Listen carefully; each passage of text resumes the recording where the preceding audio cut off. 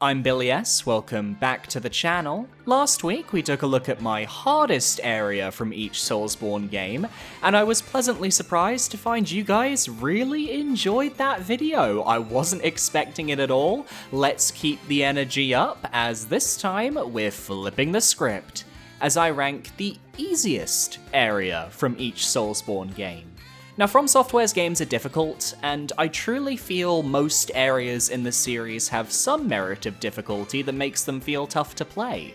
You'd think all the early game areas would fit the bill, but many of them have devious tricks or well-designed enemy encounters that make you think, maybe this isn't so easy after all.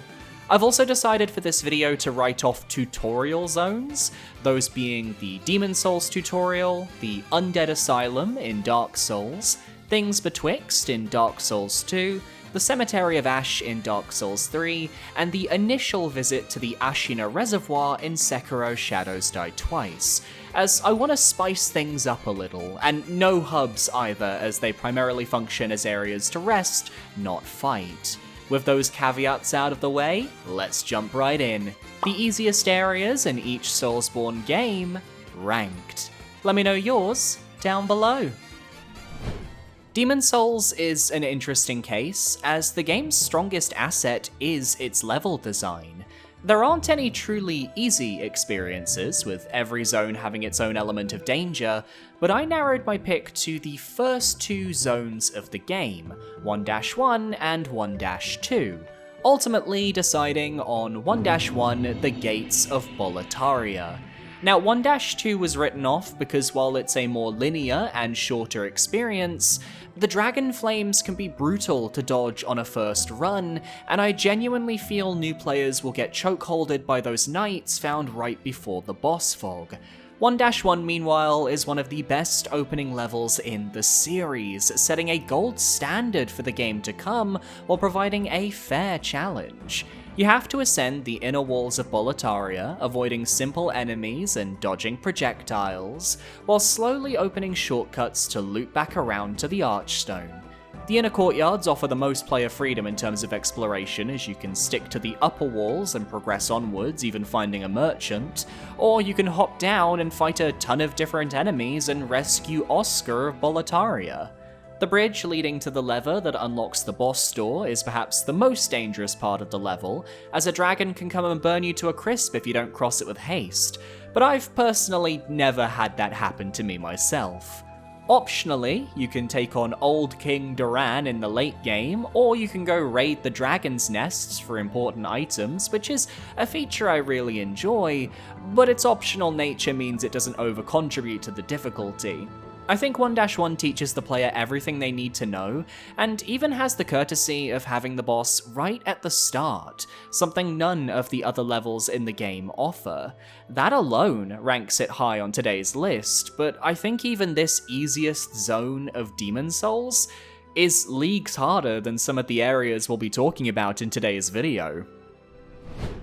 The original Dark Souls has a couple of areas that fit the bill for easiest. We have the Valley of the Drakes, which is a small transitional zone comprised of a few drakes, a single undead dragon, and narrow ledges that make you move carefully as you go. But those drakes aren't exactly easy enemies if you're arriving here early, so it doesn't make today's list. The first part of Darkroot, leading up to the Moonlight Butterfly, was also on my mind, as it's such an easy area to run through to reach the boss, but Darkroot Garden as a whole contains the forest leading to Sif, which is significantly tougher and adds to the level's overall difficulty. As such, I have to go with the obvious pick again, the Undead Burg. The first major area of the game, it's filled to the brim with simple hollows that can be taken out with a light attack or two, and the setups are fairly tame. You've got hollows chucking firebombs and shooting crossbows from afar. There are a couple well-placed ambushes behind certain doorways, or with hollows hanging off of ledges. There are tons of hidden passages to drop into, giving you ample exploration that eventually wraps around to the main path. The most danger you'll find are the shield hollows who poke you with spears due to their high defense, as well as the Black Knight hidden down a set of stairs. Now I'm used to parrying him, so he's not an issue for me, and I discovered that his spot is actually a great shortcut from the bonfire to reach the Taurus demon, though it comes with its own risks, as I found out in my randomizer playthrough. You're seeing footage of it now. There's a merchant that sells you a house key, allowing you to skip a small section of the map, and if you kill him, you get the Uji Katana. It all ends up leading to one of the easiest bosses of the game as well, in the Taurus demon. I know there's some debate over whether the lower Undead Burg counts as part of the same zone, but I've always considered them separate entities with their own bosses, enemy variety, and points of access. But even if I included the lower Burg, it's short enough that it doesn't boost this area's difficulty tremendously. As we progress further into these games, the opening zones tend to get harder and harder, but here I think the difficulty was just right for new players hopping into Dark Souls, and I wouldn't have it any other way. For Dark Souls 2, we've got a ton of nothing areas to throw here. The Grave of Saints and Doors of Pharos are both locations designed for access to the Rat Covenants, and are conventionally pretty easy. Doubly so for the Doors of Pharos if you go there as part of the Rat Covenant, as none of the enemies will attack you. I also considered putting Hyde's Tower of Flame on here, as in the original version of the game it was sparse and barren, while in Scholar, the Hyde Knights they added to make the level tougher only aggro onto the player once you kill the Dragon Rider. And if you're smart, you can kill the old Dragon Slayer first, so by the time the Dragon Rider goes down, you're already done with the level. The Wyvern does boost the difficulty a tad though. My ultimate pick, though, goes to the combination of the Dragon Aerie and the Dragon Shrine. While two separate areas, I feel they can be lumped together here, as they ultimately ask the player to avoid fighting as much as possible, and they stand out from the rest of the game due to their late appearance while feeling so incredibly easy.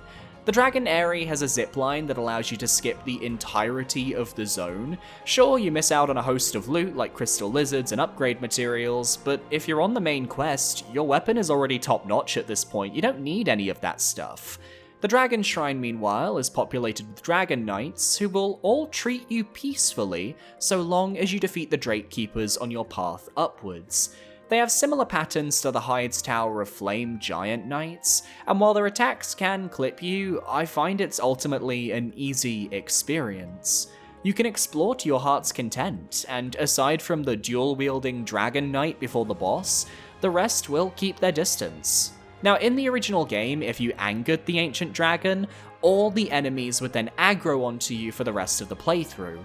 But this concept was scrapped in Scholar of the First Sin, taking the only real danger the area had and removing it completely. Not that I'm complaining, this is a case where an easy level is honestly preferable. It tells a narrative that these Dragon Knights have been awaiting our player, and there's this sense of respect as you climb higher into the shrine. I just think a late game area providing an easy experience stands out a lot more than an early to mid game area providing an easy experience, if that makes any sense. But if you want to put the Doors of Pharos here, I fully get it. When it comes to Bloodborne, the early game is definitely the harder part of the experience. As you progress, the game gets easier and easier, and the areas get a little less exciting as a result. This comes to a boil with two areas, both of which I'm including on this list because I cannot decide between them. In one corner, we have Byrgenwerth, the home of the scholars. This area only has a small handful of enemies to tackle, such as the bugs that fly at you, a brain sucker that can prove troublesome if you haven't faced them before, a large creature native to the Chalice dungeons, and of course, your queen and mine, the Byrgenwerth Hunter. She is the sole reason why I'm debating on the difficulty of this locale, as first-time players will have her handing them their asses. But without her, this area becomes the easiest to complete in the game. Its competition is the Lecture Building, a transitional zone that provides access to the Nightmare Frontier and the Nightmare of Mensis. Your first visit will see you on the bottom floor, where you can explore some classrooms, kill some slug students, and leave relatively quickly. Upstairs, there's a few church giants, a couple more rooms to visit if you want, but you can leave this area on both visits almost immediately by pushing open each floor's set of double doors, which doesn't require any exploration of any kind. Both areas are woefully underdeveloped and contain some of the easiest enemy encounters in the game, along with their relatively small sizes, but if I had to pick between Byrgenwerth and the lecture building, I think I would ultimately go with the lecture building, if only because they had the opportunity to buff the difficulty on your second visit, but they really failed to do so. Let me know down below which area you think is the easiest in Bloodborne, or if there's another location I may have missed. We're halfway through our video on the easiest area in each Soulsborne game, and I am curious if you guys agree with me or not. But you know what you should agree on? The fact that we are trying to reach 35,000 subscribers by the end of the year. We are getting so close to our goal. I know it seems like we're far away, but trust me, at the rate we're going, I don't know, I feel like we could do it. Maybe, possibly, who knows? That being said, if you enjoyed this video, consider parrying that subscribe button so you can stay up to date on all my future videos, or you can go the extra mile and become a channel member. You get early access to future videos, you get a shout out in the description and at the end of each video as well. And coming either in late September or maybe early October, I'm planning on doing maybe some exclusive playthroughs for members that will then go out to the public way later in advance, so you guys get a little bit more bang for your buck. With that being said, let's get back to the regularly scheduled video. Dark Souls 3 is known for its sprawling areas that stretch far beyond the scope of the previous entries in the series. The team took their knowledge cultivated through Bloodborne and enhanced it to create some of the most complex levels of their time. It's a shame then that most of the areas fall a bit flat for one reason or another, or just feel a little bit too long. And none is more of a simple letdown than the Profaned Capital. Home of Yhorm the Giant, one of the Lords of Cinder, you have to venture through the fairly difficult Irithyll dungeon to reach this place, and you're met with a singular path leading down to the Profaned Palace where Yhorm awaits. Dodge a couple fireballs, avoid a gargoyle or two, kill 2 rooms of enemies if you want to clean up, bish bash boss, easy boss, job done. It has an optional swamp with a church you can explore, but even then it's not a particularly difficult path to go down, and the only reason you would go there is if you want to save Siegward of Katarina. The monstrosities of sin in the church might cause harm, but beyond that there's nothing out of the ordinary to damage the player. It feels like Irithyll Dungeon was meant to be considered a part of the Profaned Capital, but the way the game actually plays, they do feel like distinct areas, and the Profaned Capital needed fleshing out to feel more concrete. The only other area comparable to it in terms of simplicity is the Consumed King's Garden, but that location has a fully fleshed out gimmick and has some tough enemies to keep me company. Not so with the capital, especially compared to Irithyll of the Boreal Valley and Anor Londo, which sit right next to the area as part of Aldrich's Path, and are actually a decent difficulty. It's easy, boring, and overall a forgettable part of Dark Souls 3. For Sekiro, you're all expecting me to talk about a grand area from the game, maybe Fountainhead Palace, because the actual progression path isn't that difficult and plays with the stealth concepts the game uses.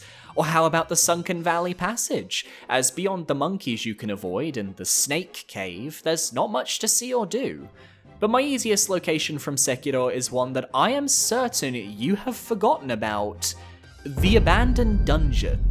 Found beneath Ashina Castle, this cavern system is a transitional area connecting the castle to Senpo Temple and the Ashina Depths.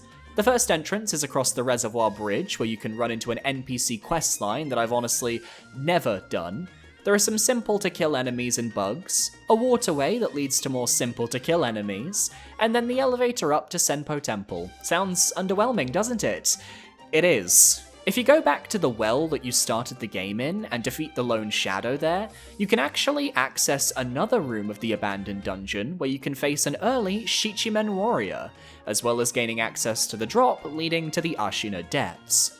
While this area hosts one of my favourite mini-bosses, as well as that amazing transition to the depths, it doesn't exactly save this location from the easy-to-beat allegations.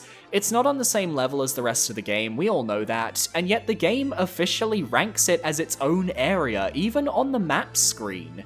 I was tempted to skip over it for the sake of sounding interesting, but ultimately decided to highlight the dungeon instead for its sheer, underwhelming nature. Had I not brought this place up and chosen a different entry, I don't even think Sekiro players would have corrected me, because you wouldn't remember it exists, let's be real. Last up, we've got Elden Ring, and I wanted to try and round this down to major and minor legacy dungeons to keep it interesting.